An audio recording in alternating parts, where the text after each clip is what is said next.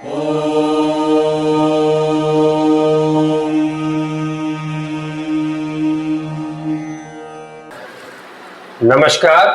साथियों, मैं दर्शन सिंह। आज हम बात करेंगे ऐसे विशेष टॉपिक पर जो निवेश करने से पहले हर व्यक्ति के दिमाग में आता है। दरअसल हर व्यक्ति का निवेश करने का मन है, लेकिन कहीं ना कहीं सबसे पहले अगर कोई चीज़ दिमाग में आती है तो वो होता है बजट। कितना बजट है, इस बजट में मैं कहाँ निवेश कर सकता हूँ, और जो मेरा इन्वेस्टमेंट है, जितने पैसे मैं लगा रहा हूँ वो मेरे पैसे बढ़ेंगे या ऐसी प्रॉपर्टी जिसमें कम पैसे लगाकर ज़्यादा मुनाफा मिल जाए, या ऐसी प्रॉपर्टी ना हो जिसमें मेरा पैसा भी लग जाए और मुझे लॉस देखने को मिले। तो तमाम क्वेश्चंस हमारे दिमाग में आते हैं इन्वेस्ट करने से पहले। उसी तरह से साथियों, हमारे पास भी कॉल्स और मैसेज आते हैं और हमसे ये पूछा जाता है कि क्या कोई ऐसा सुरक्षित निवेश भी है जो अलग अलग कैटेगरीज में हो, लेकिन किसी भी तरह की कोई नुकसान वाली चीज उसमें ना आए। साथियों, सबसे पहले मैं बात करना चाहता हूं, इन्वेस्टमेंट किसी भी तरह की हो सकती है, लेकिन वो निर्भर करती है सिर्फ और सिर्फ आपके इंटरेस्ट पर, आपका क्या मन है उस पर, और आपके बजट पर। उसके बाद ही चीजें आपको समझ में आना शुरू होंगी।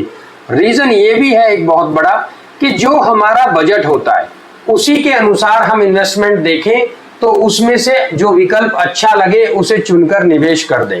अब मान लीजिए मेरा बजट है कम से कम मान लीजिए 10 से 15 लाख रुपए, लेकिन अच्छी चीज मुझे लग रही है जो मेरे बजट से काफी बाहर है, तो बिल्कुल भी ऐसा पॉसिबल नहीं है कि जो इतनी महंगी चीज आपको कम बजट में मिल जाए, क्योंकि ये ऐसा संभव इसलिए नहीं हो पाता कि जहां मार्केट का जो भी प्राइस चल रहा है उसमें थोड़ा बहुत वेरिएशन के बाद हम कहीं ना कहीं वहां निवेश कर पाते हैं।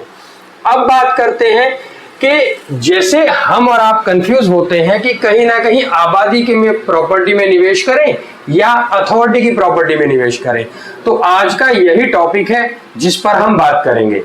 साथियों, जहां भी अथॉरिटी डेवलपमेंट करती है वहां कहीं ना कहीं पूरा शहर बहुत अच्छी तरह से डेवलप होता है, लेकिन उसमें भी प्रॉपर्टीज की कैटेगरी हो जाती है। जैसे कहीं भी अथॉरिटी के अधिग्रहण से पहले कृषि भूमि और गांव का क्षेत्र होता है, उसके बाद वहां अधिग्रहण के बाद शहर बसा दिया जाता है। कहीं ना कहीं वो गांव वहां उस क्षेत्र में अच्छे सौंदर्यीकरण के साथ रहते हैं, जहां जिस गांव का जो माजरा रहता है, जो डेवलपमेंट में आ जाता है। लेकिन अब बात करते हैं कि प्रॉपर्टीज पर कहां पर किस प्राधिकरण की किस क्षेत्र में क्या कंट्रोलिंग है और कहां कंट्रोलिंग नहीं है। अब बात आती है तो इंटरेस्ट की कि यदि आप आबादी में निवेश करते हैं, आबादी से मेरा मतलब है गांव की आबादी, या जिसे एक शब्द में कहा जाए तो लाल डोरा के नाम से भी हम लोग जानते हैं।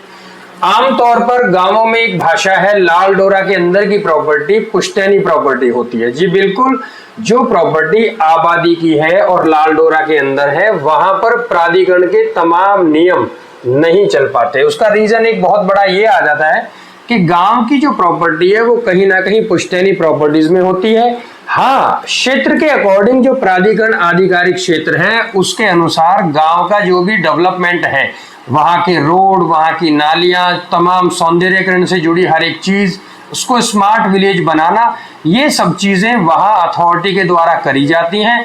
लेकिन वहाँ की प्रॉपर्टीज़ को डेवलप करना है, किस तरह से डेवलप करना है, वो सारी चीज़ें निर्भर करती हैं उस प्रॉपर्टी के जो मालिक हैं उस पर। उसी तरह से अगर दूसरी तरफ देखें तो जो सेक्टर प्राधिकरण के द्वारा डेवलप किए जाते हैं, कहीं ना कहीं उसमें बहुत बड़ी बाउंडेशंस के साथ चीज़ों को डेवलप किया जाता है। लेकिन वो बाउंडेशन हम गलत इसलिए नहीं कह सकते क्योंकि प्रॉपर्टीज की कैटेगरी के अनुसार लेआउट बनाया जाता है, और तमाम शहर, जो पूरा शहर होता है, उसको उसका रूप देने के लिए हर तरह की प्रॉपर्टीज वहां पर डेवलप होती है। जैसे अथॉरिटी के द्वारा डेवलपमेंट किया गया, अब उसमें लेआउट बनाकर तैयार कर लिया गया। लेआउट में इंडस्ट्रीज के सेक्टर एक जगह लगाए गए, रेजिडेंशियल के जो सेक्टर्स हैं वो अलग लगाए गए, साथ ही साथ बीच बीच में जो कॉमर्शियल स्पेसेस हैं उनके लिए भी जगह छोड़ी गई, जिसके बाद भविष्य में वहां उस तरह की कैटेगरी की प्रॉपर्टी का डेवलपमेंट हो सके। अब ऐसा इसलिए संभव नहीं है कि जहां रेजिडेंशियल के सेक्टर है वो पूरी तरह से रेजिडेंशियल में ही इस्तेमाल होने चाहिए। ऐसे नियम अथॉरिटी के होते हैं। ऐसा होना इसलिए भी जरूरी है कि रेजिडेंशियल सेक्टर में रेजिडेंशियल, इंडस्ट्रियल सेक्टर में इंडस्ट्रीज और जो कॉमर्शियल सेक्टर्स हैं वहां पर कॉमर्शियल गतिविधि करी जानी चाहिए। इसी से सबसे बड़ा इफेक्ट तो जो शहर है उसकी सुंदरता, दूसरी बात वहां पर उसी तरह का डेवलपमेंट एक समान होने में प्राधिकरण का साथ होता है, साथ ही साथ जो वहां पर सेल परचेज होती है उसके आधार पर भी डेवलपमेंट होता है। अब बात करते हैं गांव की पुश्तैनी आबादी यानी आबादी के विषय में। साथियों, आबादी का एक अलग नियम क्या है कि यदि आप आबादी को निवेश करते हैं, आबादी में निवेश करते हैं, तो आप उस प्रॉपर्टी को एक गांव की प्रॉपर्टी की तरह सबसे पहले उसका नियम यह है कि आप उसे 100% कवर कर सकते हैं। यानी जितना आपका एरिया है आप उसकी कंप्लीट बाउंड्री वॉल करके उसे अपने हिसाब से डेवलप कर देते हैं। साथ ही साथ वहां आबादी की प्रॉपर्टी में प्राधिकरण से नक्शा पास कराने की कोई नियम नहीं है। इसी तरह से आप उस प्रॉपर्टी को पूरी तरह डेवलप करने के बाद वहां पे जो कॉमर्शियल गतिविधि है उसमें भी आप कर सकते हैं। आप रिहाइश बना सकते हैं, रहने के लिए तमाम चीजें, मतलब गांव की आबादी को आप पूरे अपने मन अनुसार उसमें कंस्ट्रक्शन कर सकते हैं।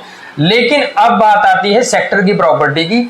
सेक्टर की प्रॉपर्टी में ऐसा संभव इसलिए नहीं हो पाता कि जो अथॉरिटी, जो डेवलपमेंट कर रही अथॉरिटी है उसके नियम ये है कि जिससे आपका वो रेजिडेंशियल सेक्टर खुला और अच्छा दिखे।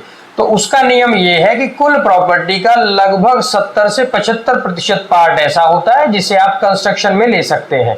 25% पार्ट ऐसा होता है कुल एरिया का जिसको आप आगे, मकान के आगे और मकान के पीछे आपको खाली छोड़ना होता है। तो ये अथॉरिटी के नियम होते हैं। साथ ही साथ जो सेक्टर की प्रॉपर्टी है यदि वो रेजिडेंशियल है, मतलब जिस तरह की कैटेगरी है आप उसे उसी कैटेगरी के अनुसार इस्तेमाल कर सकते हैं।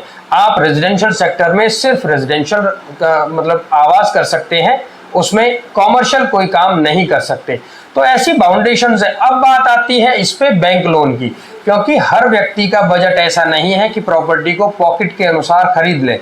तो यदि आप आबादी में निवेश करते हैं तो आबादी में कोई भी सरकारी बैंक, जो भारत के सरकारी बैंक हैं, वो लोन नहीं देते हैं, क्योंकि गांव की जो प्रॉपर्टी है उस पे लोन लेने के लिए आपको प्राइवेट बैंक और जो नॉन बैंकिंग फाइनेंस जो भी है वहां लोन कर देंगी। तो कहने का मतलब ये है कि आबादी में आपको लोन कराने के लिए प्राइवेट बैंक्स या जो नॉन बैंकिंग फाइनेंस है वहां से संपर्क करना होता है। उसके आधार पर आप लोन लेकर वहां प्रॉपर्टी में इन्वेस्टमेंट कर सकते हैं। साथ ही साथ साथियों, अगर बात करें सेक्टर की प्रॉपर्टी की, तो सेक्टर की प्रॉपर्टी में आपको लोन बहुत आसानी से मिल जाता है। साथ ही साथ काफी अच्छा प्रतिशत, यानी कहने का मतलब मेरा ये है जो आपका एग्रीमेंट है या जो मार्केट वैल्यू है उसमें लगभग 80 से 85% का लोन आप आसानी से किसी भी बैंक से करा सकते हैं। तो इस तरह की चीजें हैं जहां जिस चीज का फायदा है, यानी कहने का मतलब मेरा ये है कि गांव के आबादी को आप 100% कवर कर सकते हैं, उसके बाद उसे कंस्ट्रक्शन कर सकते हैं, इसमें आपको कोई बाउंडेशन नहीं। उसी तरह से सेक्टर की प्रॉपर्टी में आप कहीं ना कहीं उसे 75% कवर कर सकते हैं, लेकिन यहाँ आपको लोन हर बैंक से मिल जाएगा। तो हर प्रॉपर्टी की अपनी विशेषता है। अब बात आती है तो ये कि हमारा क्या इंटरेस्ट है, हम वहां किस तरह का इन्वेस्टमेंट करना चाहते हैं, किस तरह की हमारी प्लानिंग्स है। तो साथियों, इस तरह की चीजों के लिए हम आगे भी अपनी वीडियोस में बात करते रहते हैं और आप हमें कमेंट में बता सकते हैं कि आपको किस तरह की प्रॉपर्टी की क्या रिक्वायरमेंट है। यदि आप यहाँ आबादी में निवेश करना चाहते हैं या सेक्टर की प्रॉपर्टीज में निवेश करना चाहते हैं, किसी भी कैटेगरी की प्रॉपर्टी में निवेश करना चाहते हैं, तो आप नीचे दिए गए नंबर पर संपर्क कर सकते हैं। हमारे पास तमाम इन्वेंट्रीज मौजूद हैं। आपको आपके मन अनुसार निवेश करने में हम पूरी हेल्प करेंगे। हमसे जुड़े रहने के लिए धन्यवाद। जय हिंद।